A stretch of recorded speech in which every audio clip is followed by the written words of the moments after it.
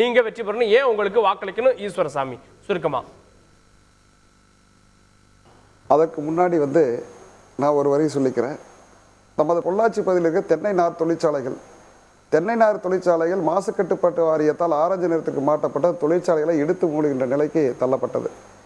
அந்த நிலையில் மாண்புமிகு இளைஞர் மற்றும் விளையாட்டு மேம்பாட்டுத்துறை அமைச்சரை அந்த தென்னை நார் தொழிற்சாலையுடைய உரிமையாளர்களும் அதை பணியாற்றக்கூடிய பணியாளர்கள் எல்லாம் வைத்த கோரிக்கையினுடைய அடிப்படையில் அந்த ஆரஞ்சு நிறத்திலிருந்து வெள்ளை நிறத்துக்கு மாற்றப்பட்டு அந்த தொழிற்சாலைகளும் இன்றைக்கி காப்பாற்றப்பட்டு இருக்குது. இன்றைக்கி நமது பகுதியில் அந்த சிறு தொழில்கள்லாம் இருக்குதுன்னு சொன்னால் அதுக்கு மாண்புமிகு இளைஞர்களுடைய செயலாளர், இளைஞர் நலன் மற்றும் விளையாட்டு மேம்பாட்டுத்துறை அமைச்சர் அப்படிங்கிறதா நான் பெருமையோடு சொல்லிக்கிறேன். அதுக்கப்புறமா எங்களுடைய வெற்றிக்கு பலமாக நாங்கள் பார்க்குறது பார்த்திங்கன்னா, நான் உள்ளாட்சி அமைப்பினுடைய பிரதிநிதியாக இருந்து மக்களுக்கு செய்திருக்கக்கூடிய திட்டங்களினுடைய அடிப்படையில் மக்கள் என் மீது வைத்திருக்கிற அன்பின் காரணமாகவும் கழகத்துடைய நிர்வாகிகள் எங்கள் மீது கொண்டிருக்கிற பற்றின் காரணமாக தான் கழகத் தலைவர் அவர்கள் இந்த மாபெரும் பொறுப்பை எனக்கு வழங்கி இருக்கின்றார்கள்.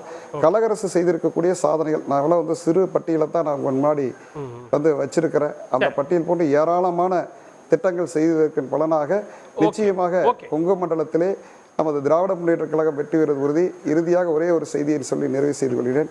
நமது கொங்கு மண்டலத்திலே பார்த்தீங்க அப்படின்னா பெரும்பான்மையான சமூகமாக வசிக்கக்கூடிய கொங்கு வெள்ளாளர் சமுதாயம், இரண்டாவதாக அருந்ததிய சமுதாயம். கொங்கு வெள்ளாளர் சமுதாயத்தை முற்படுத்தப்பட்டவர் பட்டியலில் இருந்து பிற்படுத்தப்பட்டவர் பட்டியலில் இணைத்தது தானே தலைவர் கலைஞர் அவர்கள் என்பது இந்த நாடே அறியும். தீரன் சின்னமலை அவருடைய போர்ப்படை தளபதியாக இருந்த பொல்லான் அவர்கள் அருந்ததிய சமுதாயத்தை சேர்ந்தவர். அவர்களுக்கு 3% உள்ளொதுக்கீடு கொடுத்து அவர்கள் வாழ்வில் ஒளியேற்றியவர் கலைஞர் அவர்கள். ஆகவே கொங்கு வெள்ளாளர் சமுதாயம், அருந்ததிய சமுதாயம் நமது திராவிட முன்னேற்ற கழகத்துக்கு கடமைப்பட்டவர்களாக இருந்து வாக்களிப்பார் என்ற உத்தரவாதத்தை தெரிவித்துக் கொள்கிறேன். உங்களுக்கு ஏன் வாக்களிக்கணும் சுருக்கமா? வணக்கம். இந்த பகுதி மிகவும் வஞ்சிக்கப்பட்டு இருக்கிறது. இந்த பகுதி ஒரு பக்கம் எடுத்துக்கிட்டீங்கன்னா, நீங்க தென்னை விவசாயிகள் வாழ வழி இல்லை, அவங்க குழந்தைங்க எல்லாம் படிக்க வைக்க முடியறது இல்லை, அந்த மாதிரி சூழ்நிலையில் இருக்கிறாங்க.